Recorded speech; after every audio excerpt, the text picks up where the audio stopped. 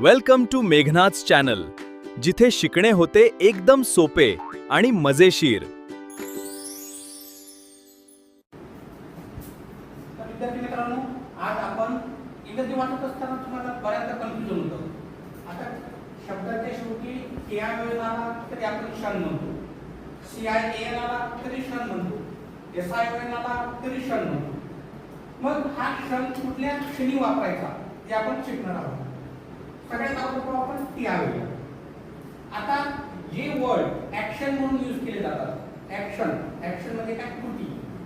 Okay, त्यासाठी TI वापरतात. उदाहरणार्थ रोटेशन,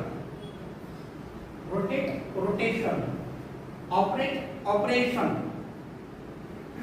क्रिएशन. ओके, एवढं लक्षात आलं. त्याच्यानंतर आलं CIN, क्षण. आता या क्षणचा वापर केव्हा करतात? आता हा शब्द, जे शब्द words that shows profession or hobby, म्हणजे जे व्यवसाय किंवा छंद दाखवणारे शब्द असतात, त्याच्यानंतर CIN, क्षण हा वापरतात.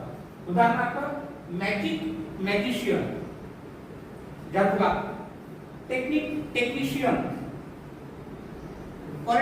पॉलिटिशियन, हे सगळे प्रोफेशन आहेत. म्हणून त्याच्यानंतर काय वापरतात? CIN हा क्षण वापरतात. ओके, त्याच्यानंतर SION, क्षण. आता हा क्षणचा उच्चार केला जातात वर्ड्स एंड्स विथ SS और DE. ज्या शब्दांचा शेवट SS ने होतो किंवा DE ने होतो.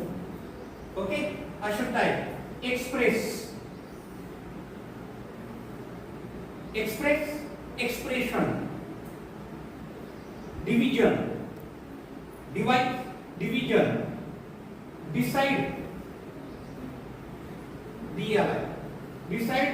डिसिजन.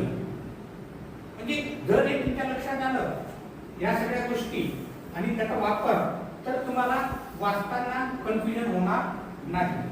आलं लक्षात? हे फक्त छोट्या छोट्या ट्रिक आहेत.